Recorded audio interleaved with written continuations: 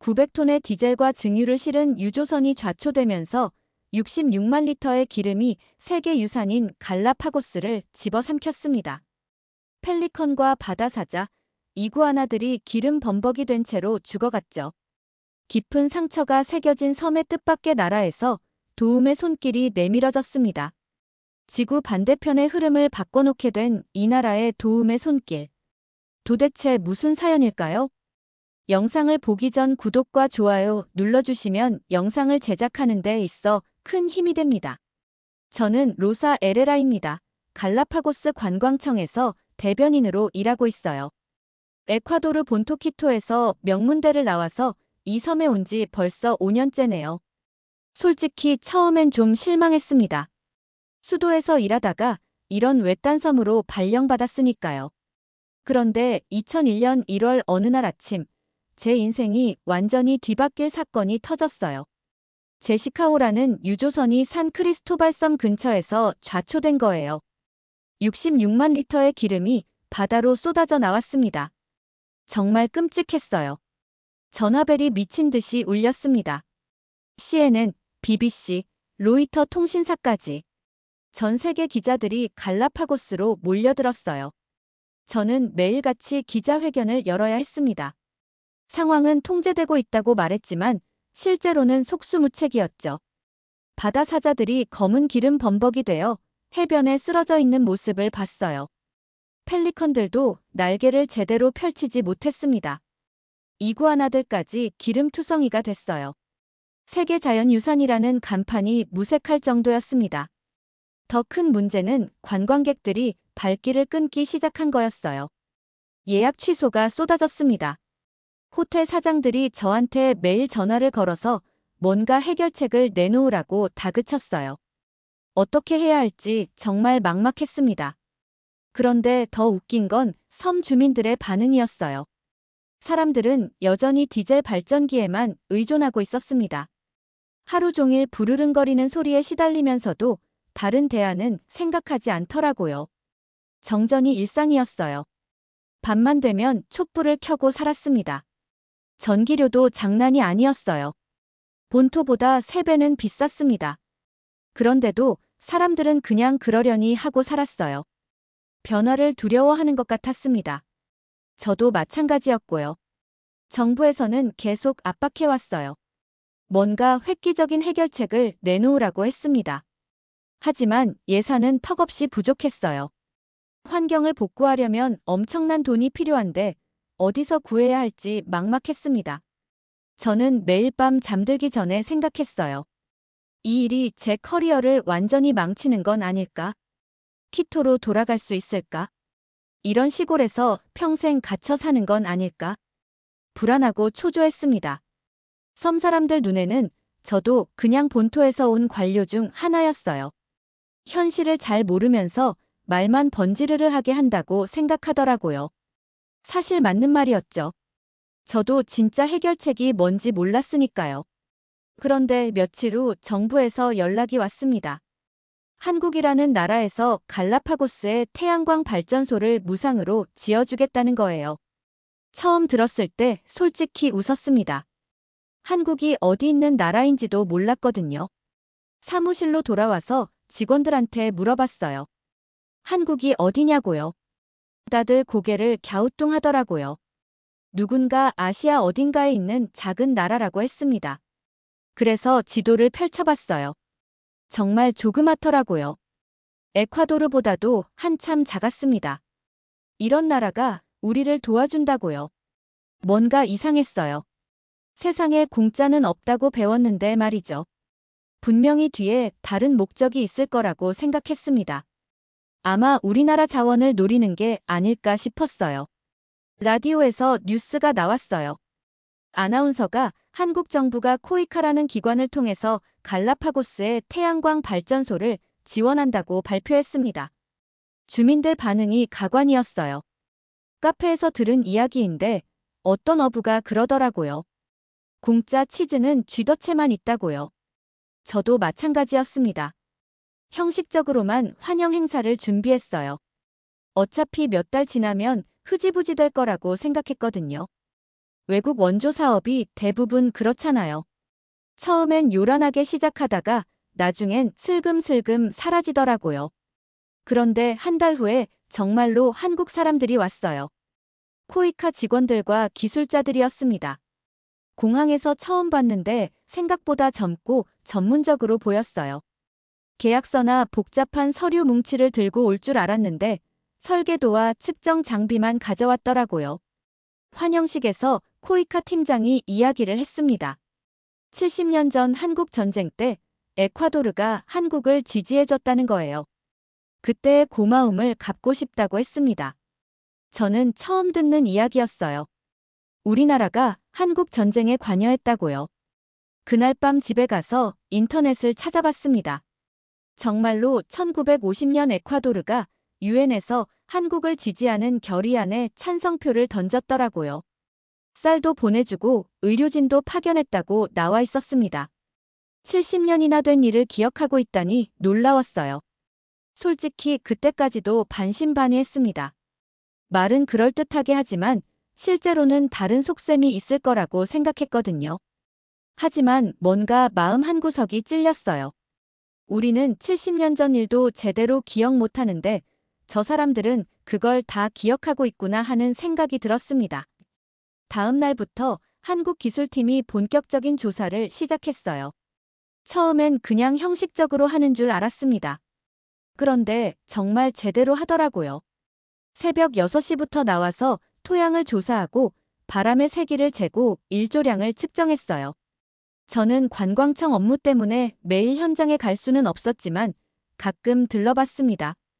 한국 엔지니어들이 정말 꼼꼼하게 일하는 모습이 인상적이었어요. 하나하나 다 기록하고 사진을 찍고 데이터를 정리하더라고요. 특히 박 과장이라는 분이 기억에 남았어요. 40대 중반쯤 되어 보이는 분이었는데 정말 성실했습니다. 매일 같은 시간에 나와서 같은 루틴으로 측정을 했어요. 비가 와도 바람이 불어도 빠지지 않더라고요. 갈라파고스 국립공원 관리소의 마르셀로도 처음엔 의심스러워했어요. 외국인들이 와서 이것저것 만지고 다니는 걸 못마땅해 하더라고요. 그런데 한국 팀이 환경 보호를 얼마나 중요하게 생각하는지 보고 나서 태도가 바뀌었습니다. 어느 날 마르셀로가 저한테 이런 말을 했어요. 지금까지 온 외국인들 중에서 이렇게 환경을 신경 쓰는 사람들은 처음 본다고요. 나무 한 그루 베는 것도 허락을 구하고 새 둥지가 있으면 피해서 작업한다고 했습니다. 한국 사람들은 정말 특이했어요. 계약서도 없이 일을 시작하더라고요. 보통 이런 프로젝트 하려면 두꺼운 계약서부터 만들잖아요. 그런데 이 사람들은 그냥 설계도랑 장비만 들고 와서 바로 시작했습니다. 박 과장한테 물어봤어요. 계약은 언제 하냐고요. 그분이 웃으면서 대답했습니다. 계약보다 신뢰가 더 중요하다고 하더라고요. 에콰도르 정부를 믿고 왔다고 했어요. 정말 이상한 사람들이었습니다. 그때 한국 기술자 중에 김대리라는 젊은 분이 있었어요. 스페인어를 조금 할 줄 알아서 주민들이랑 대화를 자주 했습니다. 어느 날 그분이 저한테 말했어요. 갈라파고스는 지구의 보물이라고요. 절대 훼손해서는 안 된다고 했습니다. 솔직히 그 말을 듣고 좀 부끄러웠어요. 저는 여기서 5년 동안 살면서도 갈라파고스를 그냥 관광지 정도로만 생각했거든요. 그런데 한국에서 온 사람이 오히려 이곳의 가치를 더 잘 알고 있었던 거예요. 한 달쯤 지나니까 주민들 사이에서도 한국 팀에 대한 평가가 달라지기 시작했어요. 처음엔 의심스러워하던 사람들이 이제는 인사도 하고 가끔 커피도 사주더라고요. 특히 성실하게 일하는 모습을 보고 좋은 인상을 받은 것 같았습니다. 하지만 저에게는 다른 고민이 있었어요. 사실 디젤 공급업체 사람들이 저한테 계속 접촉해 오고 있었거든요. 로드리게스라는 사업가였는데 갈라파고스에서 디젤 사업을 독점하고 있는 사람이었습니다. 로드리게스는 저한테 이런 말을 했어요. 태양광이 들어오면 디젤 사업이 망한다고요. 그러면 일자리도 없어지고 지역 경제에도 타격이 크다고 했습니다. 그리고 은근히 저한테 좋은 조건을 제시하더라고요. 솔직히 마음이 흔들렸어요. 제 월급이 그리 많지 않았거든요. 키토에 있는 친구들은 다들 잘 살고 있는데 저만 이런 외딴 섬에서 쪼들리며 살고 있으니까요. 로드리게스가 제시한 조건이 나쁘지 않았습니다. 그래서 낮에는 한국팀을 지원하는 척하면서 밤에는 로드리게스와 만났어요. 어떻게 하면 태양광 프로젝트를 방해할 수 있는지 의논했습니다. 정말 이중생활이었죠. 지금 생각해보면 부끄럽기 짝이 없어요. 로드리게스는 여러 가지 방법을 동원했습니다. 먼저 언론 플레이를 했어요. 태양광 패널이 갈라파고스의 자연경관을 해친다고 주장했습니다. 환경단체 사람들을 매수해서 시위를 조직하기도 했어요. 심지어 태양광 패널 도난 사건까지 일어났어요. 한국에서 공수해온 비싼 패널들이 밤사이 사라진 거예요. 박 과장 얼굴이 정말 심각해지더라고요. 그래도 화를 내지 않고 묵묵히 다시 주문한다고 했습니다. 그런데 더 기가 막힌 일이 벌어졌어요. 누군가 새똥을 모아서 태양광 패널에 일부러 뿌린 거예요. 효율을 떨어뜨리려는 작업이었죠. 정말 치사한 짓이었습니다. 하지만 저도 묵인했어요. 로드리게스 편에 서 있었으니까요. 그런데 어느 날 충격적인 장면을 봤습니다. 박 과장이 혼자서 새똥을 치우고 있는 거예요. 아무도 보지 않는 이른 아침에 묵묵히 패널을 닦고 있더라고요. 그 모습을 보니까 가슴이 찔렸어요. 이 사람들은 정말 갈라파고스를 위해서 온 거구나 하는 생각이 들었습니다. 돈을 벌려고 온 게 아니라 정말로 도우려고 온 거였어요. 그런데 저는 뭘 하고 있었던 걸까요? 양심의 가책이 몰려왔습니다. 로드리게스는 점점 더 과격해졌어요. 한국 기술자들이 머물고 있는 숙소 앞에서 시위를 벌이기도 했습니다. 태양광 반대 현수막을 들고 소리를 질렀어요. 한국 사람들이 나쁜 놈들이라고 선동했습니다. 저는 그런 모습을 보면서 점점 괴로워졌어요. 낮에는 한국팀한테 미안하다고 사과하고 밤에는 로드리게스와 만나서 다음 방해 작전을 논의하고요. 이런 이중생활이 언제까지 계속될 수 있을까 싶었습니다. 그런데 운명이라는 게 참 묘합니다. 어느 날 밤 갑자기 태풍이 몰아쳤어요. 갈라파고스에서는 가끔 이런 일이 벌어지죠. 바람이 정말 심했습니다. 지붕이 날아갈 것 같더라고요. 나무들이 뿌리째 뽑히고 간판들이 떨어져 나갔어요. 다음 날 아침 현장에 나가봤는데 한국팀이 설치해 놓은 태양광 패널 몇 개가 망가져 있었습니다. 지지대도 휘어져 있고 배선도 끊어진 상태였어요. 저는 속으로 생각했습니다. 이제 포기하고 돌아가겠구나. 이런 자연재해까지 당했는데 계속할 이유가 있을까요? 그런데 박 과장을 비롯한 한국 기술자들이 새벽부터 나와서 복구 작업을 시작하는 거예요. 밤을 새워가면서 말이죠. 정말 놀라웠습니다. 이 사람들은 돈도 제대로 못 받는데 왜 이렇게까지 하는 걸까요? 한국에서 온 젊은 기술자들은 손에 물집이 잡혀도 계속 일했어요. 스페인어도 서툰데 몸짓으로 의사소통하면서 현지 인부들과 함께 땀 흘려 일하더라고요. 그날 밤 늦게 현장을 지나가다가 충격적인 장면을 봤어요. 박 과장이 혼자서 손전등을 켜고 망가진 패널을 정리하고 있더라고요. 새벽 2시가 넘은 시간이었습니다. 아무도 보지 않는데도 묵묵히 일하고 있었어요.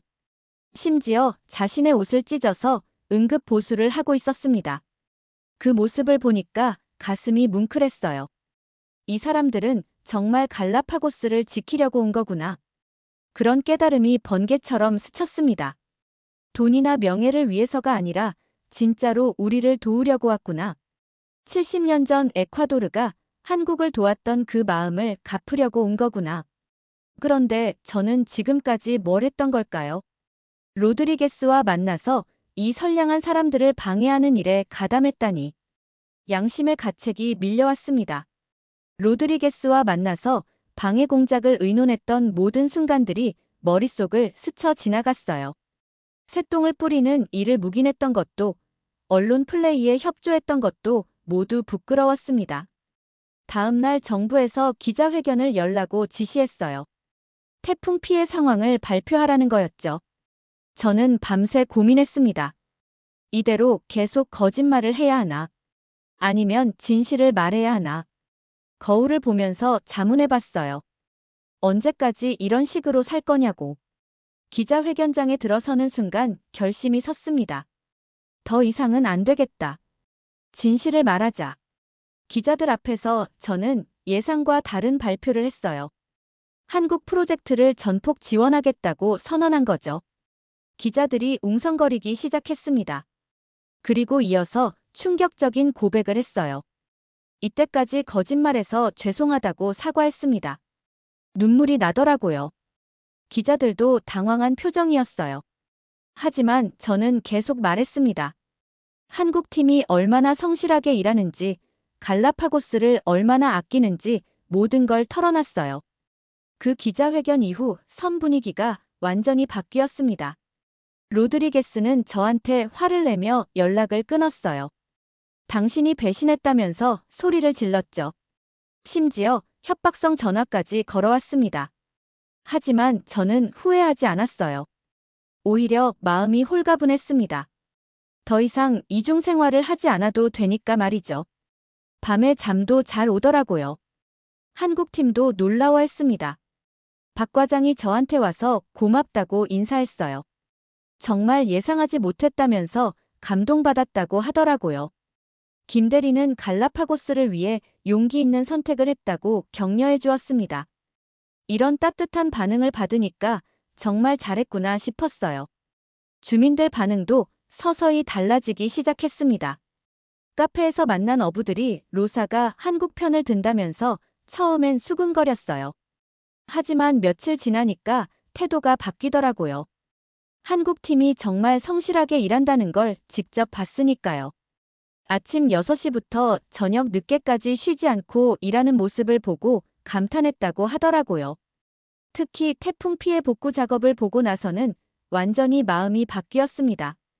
주민들이 직접 한국팀 숙소에 음식을 가져다 주기 시작했어요.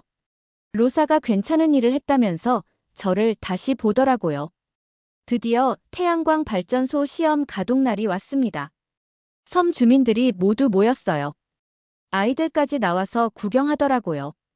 저도 초대받았습니다. 박 과장이 저한테 직접 스위치를 눌러보라고 하더라고요.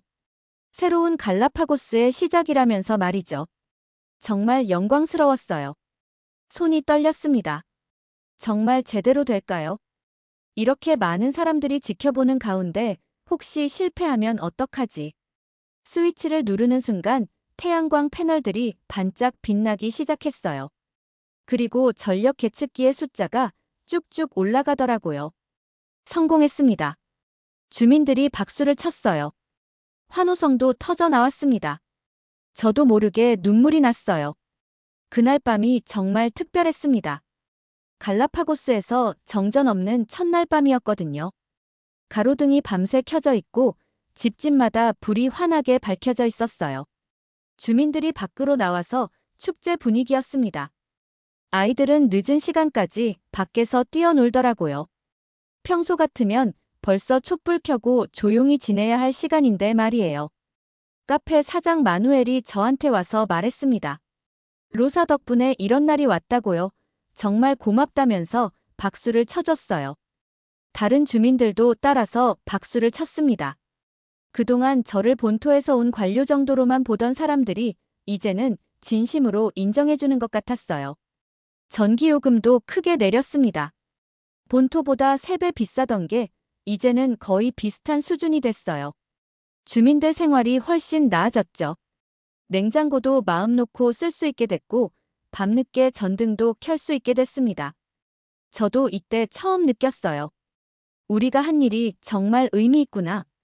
몇 달 후 CNN에서 연락이 왔어요. 갈라파고스 태양광 프로젝트에 대해 인터뷰하고 싶다는 거였죠. 2001년 기름 유출 사고 때와는 완전히 다른 상황이었습니다. 그때는 변명하느라 바빴는데 이번에는 자랑할 일로 세계의 주목을 받게 된 거예요. 정말 감개무량했습니다. 인터뷰에서 기자가 물었어요. 한국의 지원이 어떠냐고요? 저는 당당히 대답했습니다. 한국은 진정성 있는 파트너라고 말했어요. 계약서도 없이 와서 묵묵히 일하는 모습을 보고 정말 감동받았다고 증언했습니다. 70년 전 은혜를 잊지 않고 찾아온 진짜 친구라고 소개했어요. BBC에서도 인터뷰 요청이 왔습니다. 로이터 통신사도 마찬가지였어요. 갈라파고스가 다시 한번 세계의 관심을 받게 됐지만 이번에는 완전히 다른 이유였죠. 환경을 파괴하는 사고가 아니라 환경을 지키는 모범 사례로 말이에요.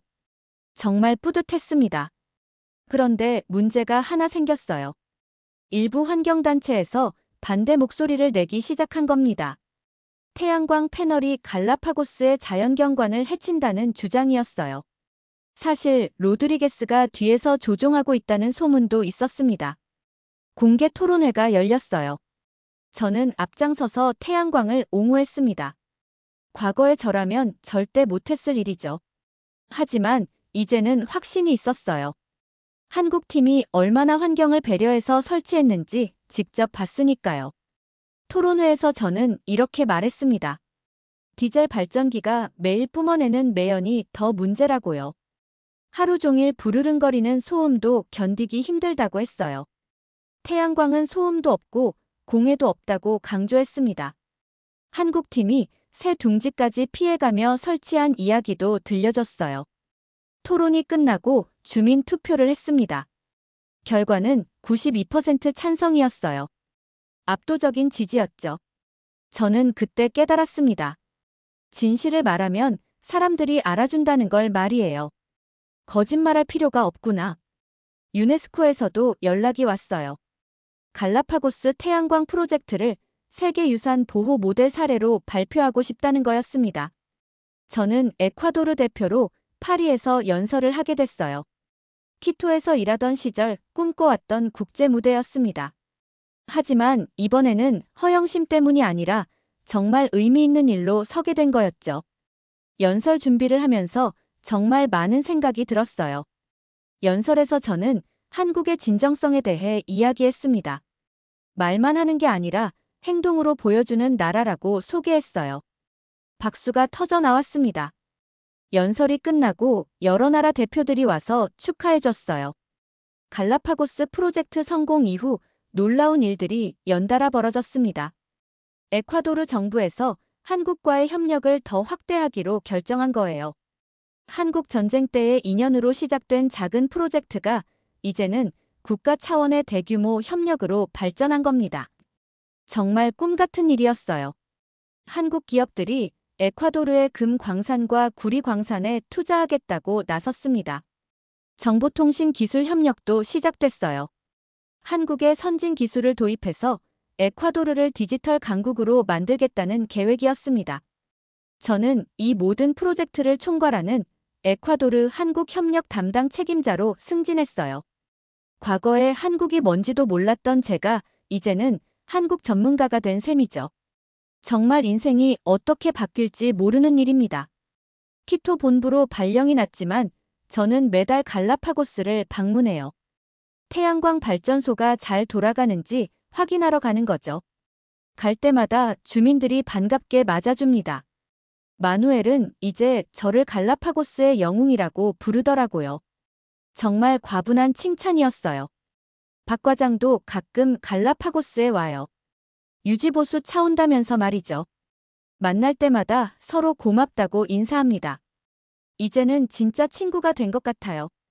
사업 관계를 넘어선 진정한 우정이 생겼습니다. 김 대리는 한국으로 돌아갔지만 여전히 연락을 주고받아요. 한국어도 조금씩 배우고 있습니다. 언젠가 한국에 가보고 싶거든요. 70년 전 우리를 도와준 그 마음을 직접 느껴보고 싶어요. 서울도 가보고 싶고 한국 문화도 체험해보고 싶습니다. 지난주에는 한국 대사관에서 감사패를 받았어요. 에콰도르 한국 우호 증진에 기여했다는 이유였습니다. 시상식에서 저는 이렇게 말했어요. 한국은 진정한 파트너라고요. 말로만 하는 게 아니라 행동으로 보여주는 나라라고 했습니다. 계약서보다 신뢰를 중시하는 나라라고 강조했어요. 요즘 에콰도르 젊은이들 사이에서 한국이 인기입니다. 한국 드라마도 보고 한국어도 배우더라고요. 갈라파고스 프로젝트 때문에 한국에 대한 인식이 완전히 바뀐 거죠. 저도 그 변화의 한복판에 있었던 게 자랑스럽습니다. 한국 음식점도 키토에 생겼어요. 김치와 불고기를 파는데 정말 인기가 좋습니다. 돌이켜보면 정말 많은 일이 있었어요. 거만했던 제가 진짜 일꾼이 됐고요. 편견으로 가득했던 마음이 이제는 감사로 채워졌습니다. 한국이라는 나라를 만난 게 제 인생의 가장 큰 행운이었던 것 같아요. 지금도 갈라파고스 태양광 발전소는 잘 돌아가고 있습니다. 밤하늘의 별처럼 반짝이는 그 불빛을 볼 때마다 생각해요. 진정한 친구란 이런 거구나. 이번 사연은 여기까지입니다. 오늘 사연은 어떠셨나요? 오늘의 사연이 마음에 드셨다면 좋아요 한번 부탁드립니다. 여러분의 좋아요와 구독은 영상을 만드는데 큰 힘이 됩니다. 긴 영상 시청해주셔서 감사합니다. 오늘도 행복이 넘치는 하루 되세요.